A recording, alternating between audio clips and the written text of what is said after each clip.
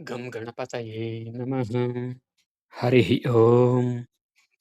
శ్రీ వాల్మీకి రామాయణంలో బాలకాండలో విశ్వామిత్రుడు, రామలక్ష్మణులు, ఇతర మహర్షులు మిథిలకు బయలుదేరుట గురించి చెప్పుకుంటున్నాం.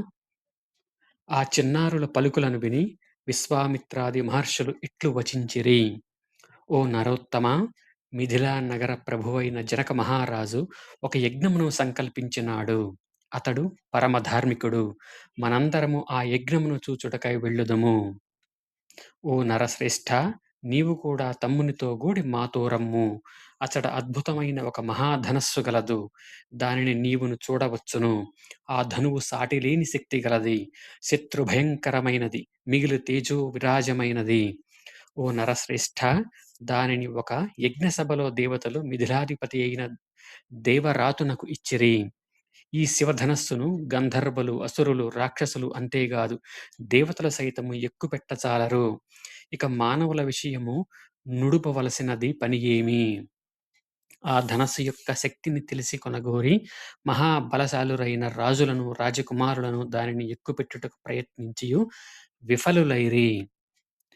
కుకుత్ వంశమున అవతరించిన ఓ మహానుభావ, మిథిలాపతియు మహాత్ముడు అయిన జనకుని యొక్క శాపమును అచట నీవు చూడగలవు. అద్భుతమైన ఆ యజ్ఞమును కూడా దర్శించవచ్చును. మిథిలాధిపతి అయిన దేవరాతుడు పూర్వము యజ్ఞం చేసినప్పుడు అతడు యజ్ఞ ఫలమును కోరగా, అప్పుడు దేవతలు బలమైన ముష్టి బంధము గల సునాభమైన ఈ శివధనస్సును ఆయనకు అనుగ్రహించిరి. ఓ రామ, జనక మహారాజ భవనమునందు ధనుర్యాగ ధనురుత్సవ సమయమున వివిధములైన గంధములతోడను, పుష్పములతోడను, సువాసన గల అగరు ధూపములతోడను ఈ ధనస్సు అర్చించబడును. విశ్వామిత్ర మహర్షి ఈ విధంగా వచించి మునులతోడను, రామలక్ష్మణులతోడను గూడి మిథిలా నగరమునకు బయలుదేరుచు వనదేవతలను ఉద్దేశించి ఇట్లనెను. ఓ వనదేవతలారా, మీకు శుభమగుగాక. యజ్ఞమునర్చి ఫలసిద్ధి నొందితిని. ఈ సిద్ధాశ్రము నుండి బయలుదేరి గంగానదికి ఉత్తర తీరమున గల హిమాలయమునకు వెళ్ళుచున్నాను అని హిమాలయమునకు వెళ్ళు దారిలోనే మిథిలా నగరము గలదు. పిమ్మట ఆ మహాముని మహిమాన్వితమైన సిద్ధాశ్రమునకు ప్రదక్షిణమునర్చి ఉత్తర దిశగా ప్రయాణం సాగించెను. ఉత్తర దిశగా వెళ్ళుచున్న ఆ మునివరుని వెంట బ్రహ్మవేత్తల యొక్క అగ్నిహోత్ర సంభారములతో కూడిన 100 శకటములు సాగిపోవుచుండెను. సిద్ధాశ్రమునందు నివసించుచున్న మృగములు, పక్షులు సైతము మహాత్ముడైన విశ్వామిత్ర మహామునిని అనుసరింపగా ఆయన వాటిని వెనుకకు పంపించి వచ్చెను.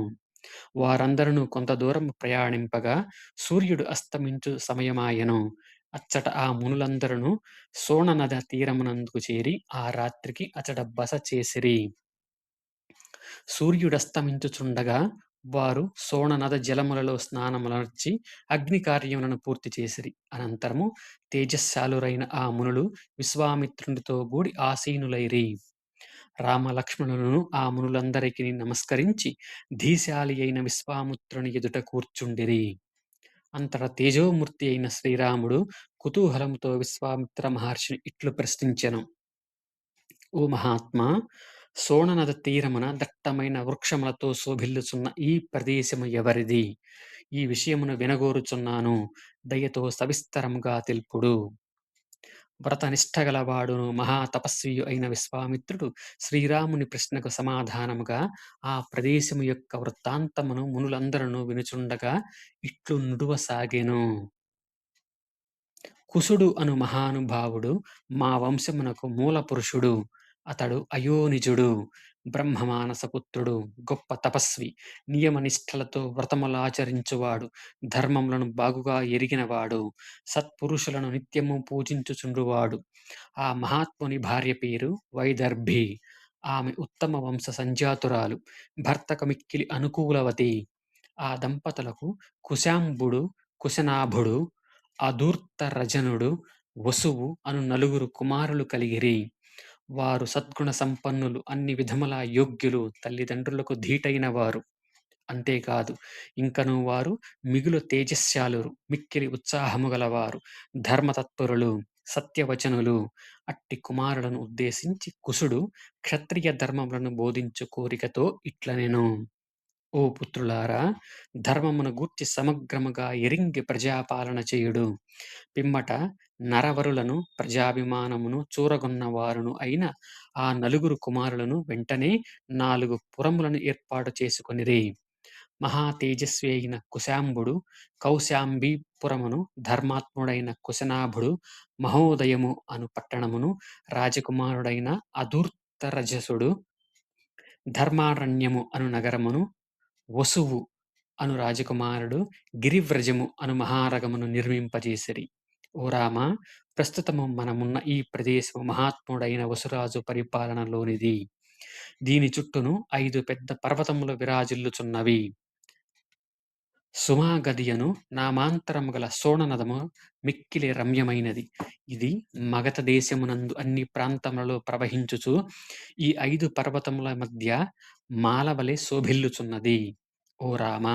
ఈ సోణనదమే మహానుభావుడైన వసురాజు మగధ రాజ్యమును తూర్పు నుండి పడమరకు ప్రవహించుచు తనకు ఇరు పార్శ్వముల యందు పంట పొలములను సస్యశ్యామలమనర్చుచున్నది. ఓ రఘురామా! రాజర్షి అయిన కుశనాభుడు ధర్మాత్మురాలైన తన భార్యయగు ఘృతాచియందు 100 మంది కన్యారత్నులను సంతానముగా పొందెను. ఆ కన్యామణులు రూప, యవ్వన సౌభాగ్యవంతులై పువ్వులను, చందనములను, తిలకములను మొదలగు వానిని చక్కగా అలంకరించుకొని వర్షాకాలపు మెరుపు తీగల వలె ఉద్యానవనమునకు విచ్చేసిరి. చక్కని ఆభరణములను ధరించిన వారై అందరును గానములతో, నృత్యములతో, వీణాది వాదనములతో పరమానంద భరితులైరి. సాటిలేని రూప సౌభాగ్యములు గల ఆ సర్వాంగ సుందరుడు ఉద్యానవనమునకు వచ్చి మేఘముల మధ్య తారల వలె విరాజిల్లుచుండిరి. సర్వ సద్గుణ సంపన్నులైన వారి యొక్క రూప వైభవములను, లావణ్యముల మిసమిసలను గాంచి సర్వత్రా సంచరించు వాయుదేవుడు ముగ్ధుడై వారితో ఇట్లనెను: నేను మిమ్ము కోరుచున్నాను. మీరందరును నన్ను భర్తగా స్వీకరింపుడు. మానవ రూపమైన మమకారమును వీడుడు. దీర్ఘాయువును పొందుడు.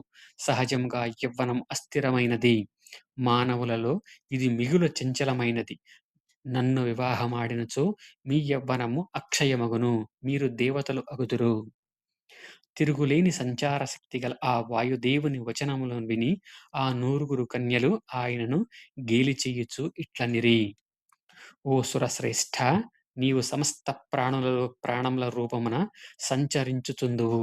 నీ ప్రభావమును మేమందరము ఎరుంగుదము. ఏల మమ్ము అవమానించుచున్నావు. మేము అందరము కుశనాభుని కుమార్తెలము. దివ్య శక్తి గల నిన్ను నీ అధికారము నుండి తొలగింపగల సామర్థ్యము మాకు గలదు. కాని మా తపశ్శక్తిని కాపాడుకొనుటకై మేము ఆ విధముగా చేయము. ఓ దుర్బుద్ధి! మా తండ్రి సత్యవాది. నీవు ఆయనను అవమానింపరాదు. ఆయన వలన నీవు మృత్యుముఖమున పడరాదు. మా తండ్రిగారు నిశ్చయించిన వరునే మేము భర్తగా సేవించెదము. మా తండ్రియే మాకు ప్రభువు, పరమదైవము. ఆయన మమ్ము ఎవరికి కన్యాదానము చెయ్యునో అతడే మాకు భర్తయగును. వాయుదేవుడు వారి మాటలను విని మిక్కిలి కుపితుడయ్యెను. ఆ ప్రభువు వారి దేహములలో ప్రవేశించి వారిని గూనివానినిగా చేసెను. ఆ కారణముగా వారి దేహములు మూరెడు ప్రమాణమునకు కుచించుకుపోయిపోయెను. వారి గర్వము దెబ్బతినెను. వారు భయవిహ్వలులైరి. ఆ కన్యలు వాయుదేవుని వలన భంగపడి రాజభవనముకు చేరిరి. మరియు వ్యాకుల చిత్తులై సిగ్గుతో కన్నీరు మున్నీరుగా విలపించుచు నేలపై బడిరి. అంతట ఆ కుశనాభ మహారాజు సహజముగా సౌందర్యవంతులైన తన ముద్దు బిడ్డలు దీనవదనలై గూనివారై యుండుటను చూచి ఆశ్చర్యచకితుడై ఇట్లు నుడివెను: కుమార్తెలారా, ఇది ఏమి? మిమ్మందరినీ కుబ్జలుగా చేసిన వారెవరు? ధర్మమును అవమానించినది ఎవరు? తెలుపుడు. మాట్లాడకుండా ఏల నేలపై బడి దొర్లుచున్నారు అని పలికి రాజు బాధతో నిట్టూర్చి వారి సమాధానమును వినుటకు సావధానుడయ్యై ఉండెను. సర్వసమర్థుడైన కుశనాభుని మాటలను విని ఆ 100 మంది కన్యలు తండ్రికి పాదాభివందనమునర్చి ఇట్లు పలికిరి: ఓ మహారాజా! సర్వత్రా సంచరించునట్టి వాయుదేవుడు అపమార్గమును అవలంబించి మమ్ములను బలాత్కరింపదలచెను. అతడు ధర్మమును పూర్తిగా విస్మరించెను. మేము తండ్రి చాటు బిడ్డలము. పతిని ఎన్నుకొని విషయమున మేము స్వతంత్రములుగా వ్యవహరింపము. మమ్ములను